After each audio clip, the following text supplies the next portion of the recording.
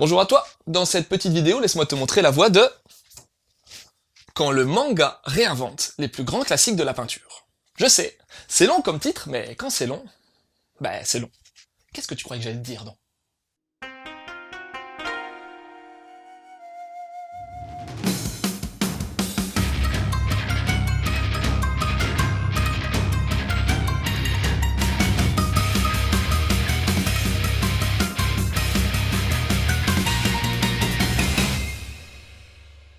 Je suis un petit peu emmerdé car normalement, dans la première partie, je te raconte dans les grandes lignes l'histoire.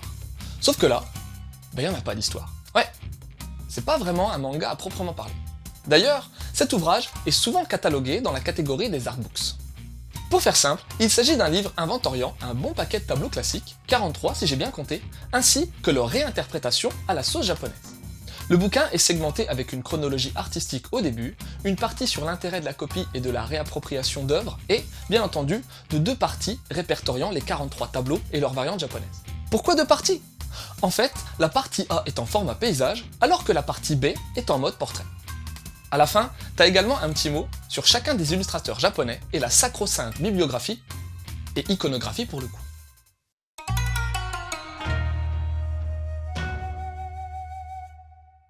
Alors, c'est vraiment pas évident non plus de parler de l'aspect graphique de l'ouvrage, étant donné qu'il y a 86 artistes à l'intérieur. Ben oui, 43 peintres classiques et 43 artistes jap. Pour ce qui est des peintres traditionnels, je vais pas m'éterniser dessus car je suis une méga bille en culture artistique. À part Léonard de Vinci, Michelangelo et quelques autres tortues ninja, j'y connais pas grand chose.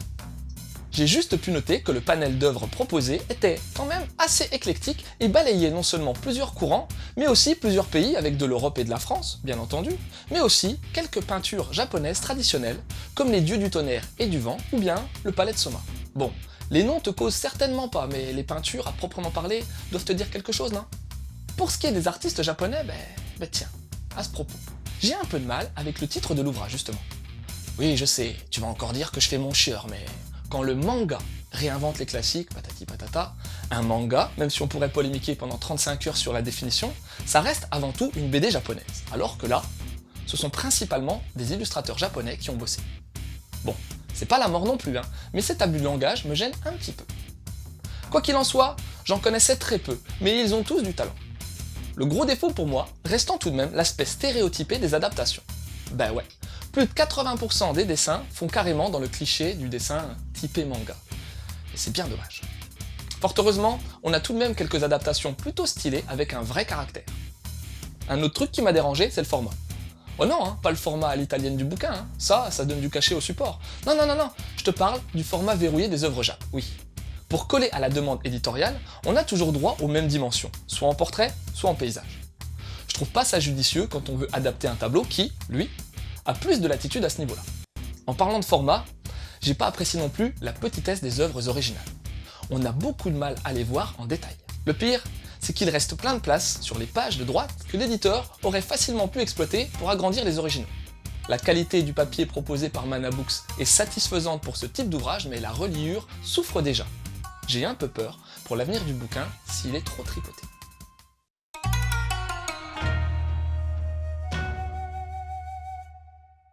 Cet artbook est, j'ai bien l'impression, la copie conforme de celui édité par Saido Ranchi au Japon en 2016. Et niveau intentionnel, je trouve ça super. Oui, je m'y connais absolument pas en art, et dès qu'on me parle d'une référence autre que la Joconde, je suis largué. Pédagogiquement, il s'agit d'un très bon outil pour faire découvrir aux jeunes générations les trésors graphiques des générations passées. Maintenant, je vais pas te le cacher, il y a un paquet de petits détails qui m'ont gêné et qui font que je reste grave sur ma faim avec ce titre. Bon, la préface est intéressante et présente le book comme un pont possible entre tableaux traditionnels et œuvres plus numériques. Mais tu verras que niveau nouvelle technologie, le bouquin insiste pas vraiment. Ensuite, super idée, on te file des chronologies des courants artistiques. Génial. Mais honnêtement, qu'est-ce que c'est lourd et abstrait? J'ai même pas réussi à finir. Alors qu'avec quelques œuvres en lien avec ces 10 courants, je pense que l'assimilation aurait été beaucoup plus facile, non? T'as ensuite 2 pages qui traitent de l'intérêt de la copie avant de commencer l'étalage des œuvres, et ça, rien à redire, c'est bien fichu et ça donne une clé de compréhension supplémentaire. Et ensuite, t'as les comparatifs. Alors au début c'est cool, tu mates tes 2 œuvres, l'original et la copie, et puis ensuite tu lis le texte, qui parle beaucoup du tableau original. Bon, ok. Et puis, tu te rends compte que ce texte fait en réalité une analyse historique et technique de l'œuvre, mais surtout de son auteur. Et c'est là que j'ai trouvé ça assez lourd et pompeux. Bon, c'est certainement parce que j'ai pas la culture nécessaire et que mes analyses graphiques sont certainement trop limitées, mais sans déconner, j'ai eu l'impression de me retrouver dans un mauvais cours d'art plat au lycée. Tu sais, quand on justifie tout, qu'on essaye de trouver une explication à la con sur les moindres choix de l'auteur. Au final, j'ai abandonné la lecture des textes arrivé aux 2/3 du bouquin, et si j'avais pas eu cette chronique à écrire, crois-moi, j'aurais lâché bien avant. Puis surtout, je me suis dit, les gens qui vont acheter ce bouquin, c'est certainement des fans de manga, d'anime, de dessins faits par des artistes japonais. Et les infos sur eux, tu peux te brosser. Enfin, non, te brosse pas, va à la fin du livre, tu les auras. Toutes compilées en 4 misérables pages. Chaque mot de l'auteur tenant sur la place qu'on pourrait allouer à un ridicule post-it. Bon, c'est cool quand même, car t'as les intentions des dessinateurs, mais il y a un putain de gros défaut. Je sais pas pour toi, mais moi, j'arrive pas à me rappeler des 43 illustrations japonaises avec précision. Les titres des 43 tableaux, à part quelques-uns, j'ai du mal à faire l'association avec l'œuvre. Faut donc que je retourne à chaque fois avant, que je trouve la bonne page et que je switch entre elle et la fin du bouquin. Sérieusement, niveau pratique, je pense qu'il y avait moyen de faire mieux, non, tu crois pas? Au final, quand le manga réinvente les grands classiques de la peinture, est une super idée, un cadeau classieux et smart, mais qui reste vraiment de la poudre aux yeux et qui n'apportera pas ce qu'attendent les amateurs d'art ou les fans de manga. À réserver à un public ne cherchant pas de réelle analyse construite sur le sujet. Et en lien avec ça, je pourrais te parler d'Arte. Pas la chaîne, le manga.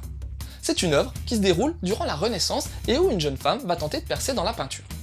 Ensuite, il y a un josei, appelé Les Deux Van Gogh, Sayonara Solskjaer en VO, où te sera contée l'histoire de Van Gogh, Vincent quoi, mais aussi celle de son frère, qui officie en tant que vendeur d'art. Et puis, fallait quand même que je te présente ce qui est pour moi The Artbook of the tous les temps, le double artbook d'Inoue, Wata et Sumi. Un en couleur et un en noir et blanc.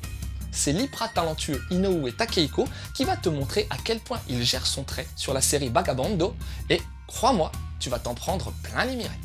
Voilà, c'était Lou, j'espère que cette petite chronique t'aura donné envie de lire Quand le manga réinvente les grands classiques de la peinture. Je te laisse et continue de suivre la voie du manga.